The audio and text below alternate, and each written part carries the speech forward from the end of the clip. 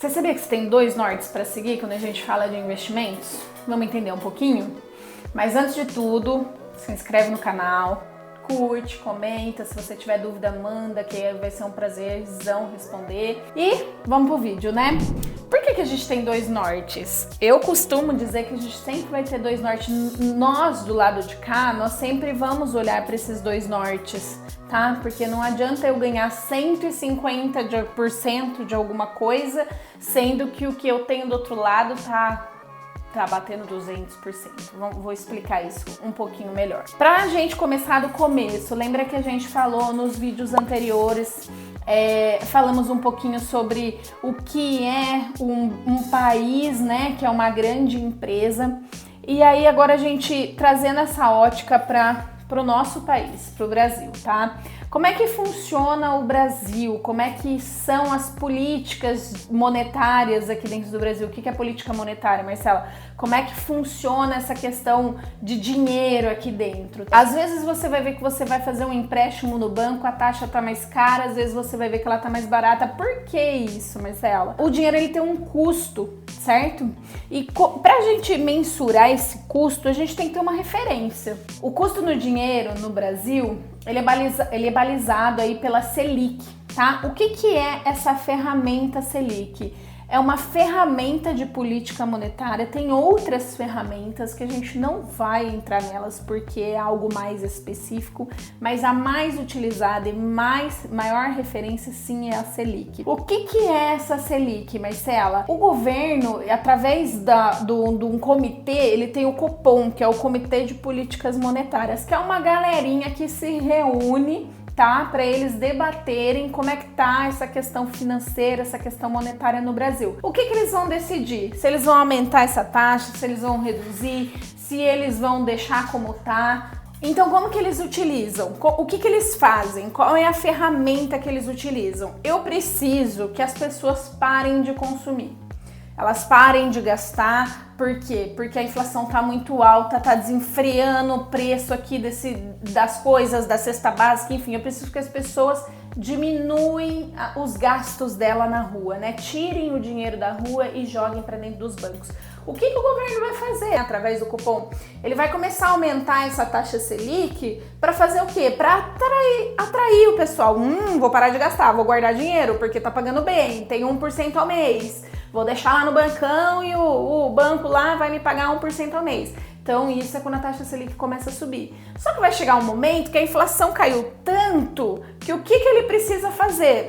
Eu preciso voltar a incentivar o consumo. Porque a inflação é ruim? É ruim até a página 2. Porque ela também quer dizer crescimento, ela quer dizer que o país está crescendo. Se está inflacionando é porque o país está crescendo, tá? Tá tendo movimentação ali de dinheiro. Agora eu preciso incentivar o consumo, eu preciso que as pessoas voltem a consumir porque a inflação está muito baixa. Ele vai começar a diminuir a taxa Selic para ele pegar as pessoas, banco não tá me pagando mais bom, vou tirar daqui e vou comprar um imóvel, vou colocar esse dinheiro no mercado, tá? Aí o que vai acontecer? O consumo vai começar a subir. Então ele vai ficar utilizando esses dois nortes aí, essas ferramentas, tá? Para essa ferramenta chamada Selic, que é a taxa, ou ele sobe ou ele desce para ele controlar essa daqui. O Copom aí, que não é um copão de vinho, não, é um Copom mesmo, que é um comitê, ele vai tomar essas decisões. Então é uma galerinha lá, que eles são eleitos também. Tem o presidente do Banco Central e tudo, é composto pelo presidente do Banco Central e mais uns diretores, enfim. Eles se reúnem e vão entender como que tá esse termômetro de mercado. Para que eles vão olhar aqui essa inflação? Eles vão olhar os preços, se estão subindo, se estão caindo. Eles vão olhar as contas públicas aí, como que tá. Toda essa situação eles vão desenhar e fazer um panorama para entender se a Selic ela precisa subir ou se ela precisa manter ou se ela precisa cair. E por que a gente fala que quando a gente olha para investimento, a gente usa esses dois como norte? Vou pegar uma continha bem básica, ó.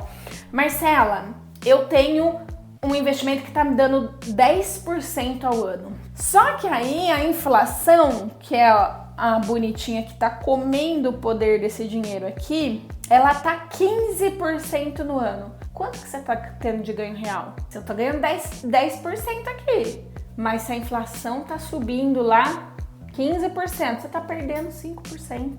Então eu preciso olhar para os dois, eu preciso entender o quanto eu preciso de dinheiro para comprar uma caneta, para comprar um celular. Esse mesmo R$10 que eu tenho hoje para comprar aquela caneta, ele é suficiente daqui 5 anos para comprar a mesma caneta? Não, por quê? Porque a inflação ela vai comendo o poder de compra da moeda, tá? Agora você me fala, Marcela, eu tenho 10% ao ano nesse investimento aqui.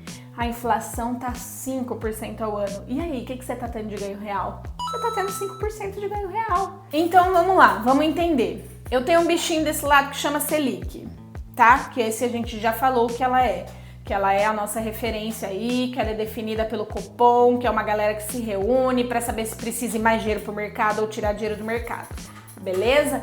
Essa Selic aqui, ela é utilizada para controlar quem? A inflação. A inflação no Brasil, que é utilizada, nós temos vários índices, mas a utilizada aqui no Brasil se chama IPCA, tá? É o índice que a gente utiliza, que é o índice que afeta a gente no varejo aqui, a galerinha aqui, eu vou no mercado, eu vou comprar, nossa, o feijão hoje tá 10, amanhã ele tá 15. Aquele lá é a inflação que a gente mensura, que chama IPCA, tá? Então vamos partir do princípio aqui, ó. Marcela, eu tenho um investimento que tá me dando 10% ao ano. Aí eu tenho um outro bichinho aqui do lado que chama IPCA, que ele tá dando 15% ao ano, ou seja, ele já tá aqui. Então, esses 10% que eu tô ganhando é efeito placebo, porque na verdade eu tô perdendo 5%. Porque a inflação, ela tá corroendo esses 10% aqui e ainda ficando 5% acima. Ah, mas eu ganhei dinheiro, meu dinheiro cresceu lá no banco. Tudo bem, mas o que ele cresceu não é suficiente, porque aqui desse lado você tem 5% a mais ainda de inflação, tá? Agora vamos falar, Marcela, eu tô ganhando 10% lá no meu investimento que o banco tá me pagando, tá muito bom, legal. E a inflação tá 5%. Você entende como é diferente, ó? A inflação tá aqui, ela tá comendo só até aqui, ó, o seu poder de compra aqui, ó, a sua perda aí do seu investimento, porque querendo ou não, esse 5% se igualou, tá? Aí agora você tem 5% de ganho real, a gente chama, no mundo da economia, a gente chama de ganho real, ou seja, além dele ter empatado com a inflação, ele ainda ganhou 5% a mais. E é isso que é o importante, por quê? Porque daqui 10 anos, o meu dinheirinho aqui, os R$10 que eu tenho para comprar essa caneta aqui, por exemplo, eu paguei R$10 nela com o dinheiro de hoje.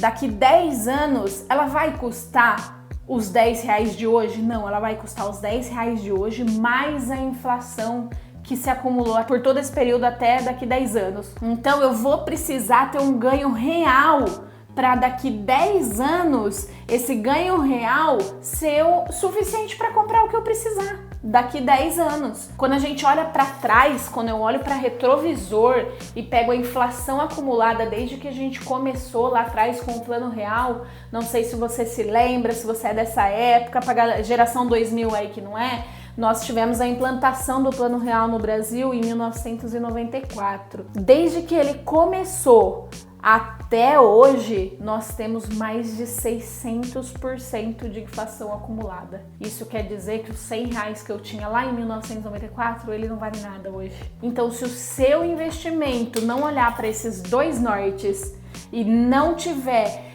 se balizando por quanto está rendendo a referência do mercado aí, a Selic, mas também olhando para esse cara aqui que é o IPCA, que é a inflação, não adianta, meu amigo, você ganhar aí daqui 10 anos você ter 600% do dinheiro a mais e a inflação ter tido 1000%. Então a gente sempre vai olhar para esses dois. Um vai ser sempre contra o outro, vai ser sempre um duelo. Não, mas é por isso que é importante a gente olhar e acompanhar os seus investimentos de maneira periódica, porque querendo ou não, é cíclico, muda-se isso. Quando a gente olhou lá para trás para o começo da pandemia, final de 21, a gente tinha uma Selic a 2,5. Hoje a gente tem uma Selic a 10 e pouquinho, 10,5 hoje ela tá, mas ela já foi 12 e pouco.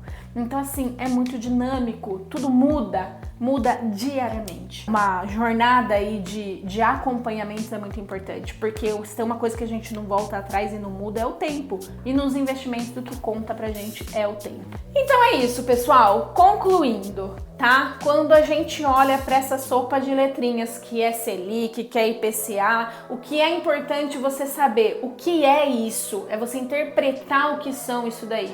você sempre vai ouvir falar dessa sopa de letrinhas aí quando a gente olha para a economia. Eu tô tentando trazer aqui da maneira mais básica para você entender e sempre olhar agora, peraí, o quanto eu tô tendo de ganho real nesse investimento, o quanto a inflação está deixando de comer desse meu investimento. Então é isso aí, se você gostou, curte, comenta, compartilha, não esquece de se inscrever, ativar o sininho aí para você sempre estar por dentro das notificações aí desse conteúdo. Beleza, galera? Um beijo!